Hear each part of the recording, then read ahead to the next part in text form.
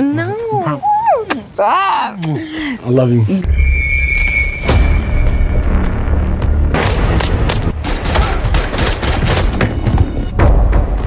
The film begins with a group of U.S. Navy soldiers appearing and eliminating several insurgents. They search for a target while moving through the ruins of buildings and the devastated streets of Aleppo. After clearing a building, Agent Ritter arrives and orders them to rescue a CIA hostage held by the Syrian government forces. After receiving brief information from the agent, team leader John Kelly moved his squad to another area in town. They attacked a suspected building and rescued the captives. When the mission ended, John Kelly searched the body of a dead Syrian soldier and discovered from the phone data that he had once been a Russian soldier. Agent Ritter told Kelly to pull out as soon as possible. As they were leaving, a Russian unit fired an RPG at them.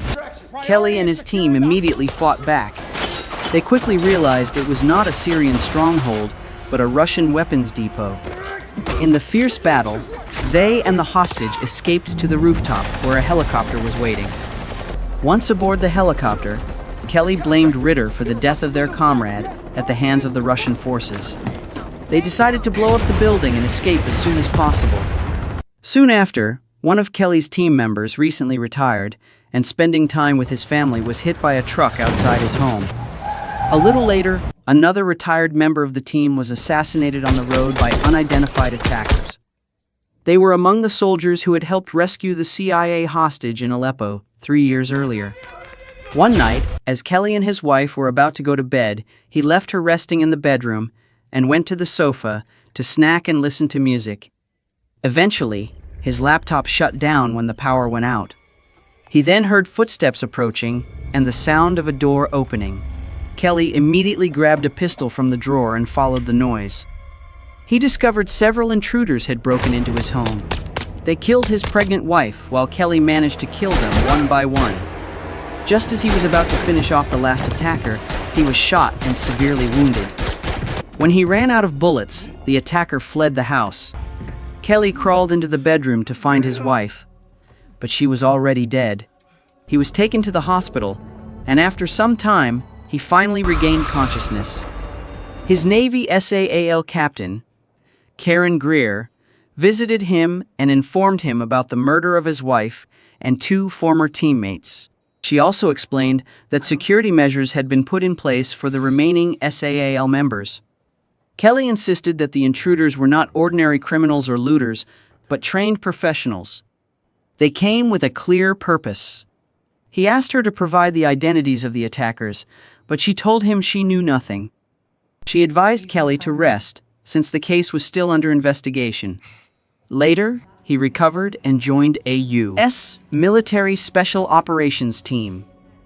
Meanwhile, the Secretary of Defense arranged a meeting with agents Ritter and Greer. During the meeting, Ritter reported that the attackers were Russians. He claimed they were Russian soldiers and members of the FSB, the Federal Security Service of Russia. He told the secretary that a few years earlier, Kelly and his team had attacked the FSB in Aleppo to rescue a CIA hostage. Now, Russia was retaliating for that incident. He also stated that the CIA had decided not to take any counteraction. In conclusion, he said they would not confront the attackers or Russia, but would continue investigating the case. Sometime later, Karen returned to see Kelly and told him that it was the Russians who had killed his wife and friends. She also informed him that the CIA would be shutting down the investigation. However, she handed him files on those who had helped provide their passports in the United States. Among them was Andre, the man who enabled their entry into the country. With all the information he needed, Kelly immediately set out to avenge the deaths of his wife and former teammates. He pretended to be drunk and went to Andre's office. But Andre's security stopped him and forced him to leave. In the end, Kelly went back to his pickup truck and decided to follow them. On the highway, Kelly chased Andre's car and rammed it at a curve. He blocked the vehicle, trapping Andre inside. Kelly set the car on fire and climbed in. He shot Andre in the leg to force him to reveal the identity of the 4th Russian team member. After a struggle, Andre finally confessed that his real name was Viktor Rykov. Kelly then stepped out of the car and was arrested by the police. While in prison, Karen visited him. She told him that he was in serious trouble for killing Andre. Many people in the office were furious with his actions, since now the Russians would surely retaliate. However, Kelly told her that he would kill everyone involved in his wife's death. He also claimed that he knew something they didn't, and if they wanted that information, they would have to release him from prison. When Kelly returned to his cell, he noticed unusual movement outside. A police officer ordered him to face the wall so he could be taken out for further questioning, but Kelly refused. 3 officers then tried to drag him out. Kelly fought back and threatened to kill one of them, forcing them to leave the prison. Soon after, a U.S. federal agent arrived and asked Kelly to come with him. He handed Kelly a phone to talk. When Kelly picked it up, Karen was on the other end, requesting to accompany the federal agent. The protagonist attended a secret meeting at an unnamed military base. He was asked to provide information and revealed the name Victor Rykov. He was then shown photos for identification, and he confirmed that Victor was among them.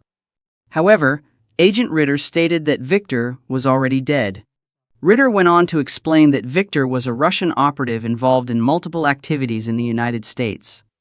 He had long been a CIA target, but they had never been able to capture him. The secretary informed them that Victor was currently hiding in Russia.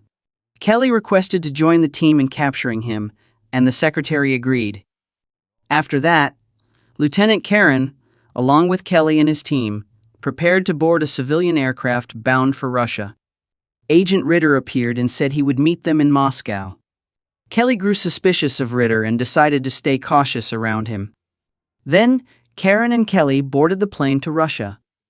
As their aircraft approached Russian airspace, it was suddenly intercepted by the Russian Air Force. The Russians ordered them to land immediately at Murmansk Airport.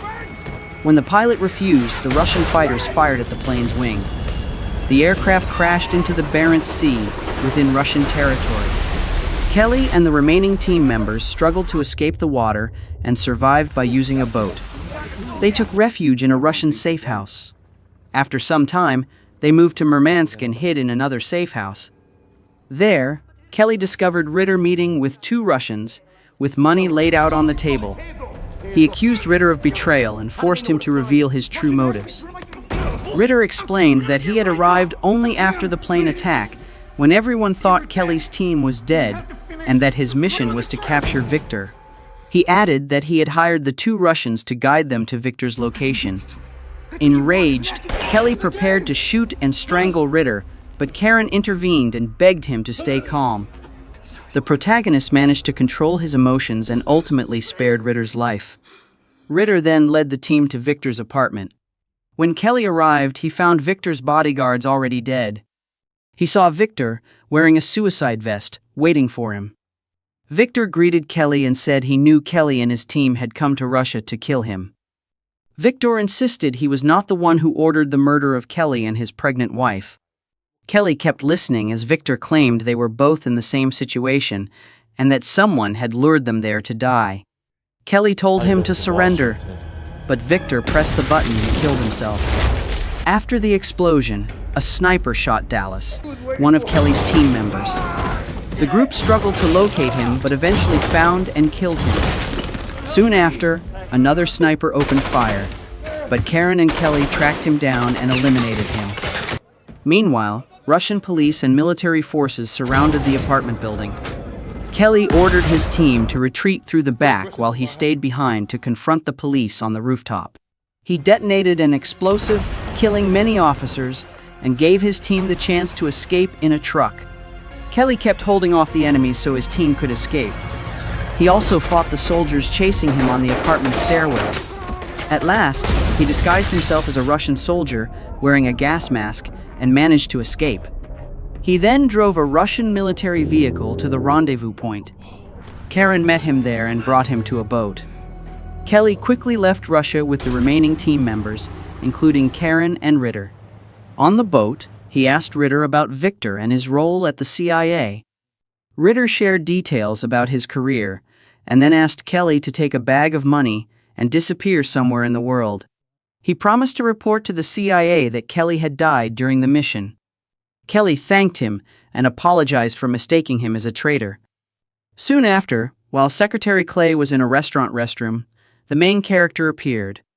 He confronted Clay about the real reason he was sent to Russia and reminded him of what Victor had revealed. When Clay failed to answer, the main character kidnapped him in a car. Kelly threatened to kill his family if he didn't tell the truth. Eventually, Clay admitted why he had assigned the mission. He hinted that U.S.-Russia relations needed to be restricted to support the economy. With the recent events, they now had enough grounds to threaten both nations with the possibility of war. He also said that this plan would unite the American people against their common enemy, Russia. He revealed that he and his colleagues were only bait. The entire operation was arranged so that everyone would be led to the same place and kill each other. That way, neither government would fall under suspicion. The main character then drove the car into the river, sending both himself and Secretary Clay underwater. Karen managed to pull Kelly out to safety. Kelly handed the CIA the recording device containing Clay's confession and Karen's testimony. Later, Karen dropped him off at the airport and gave him a new passport. She begged him to start a new life under a different name and never forget her. Thanks for watching. Don't forget to subscribe, turn on the notification bell, and leave a like to support the channel.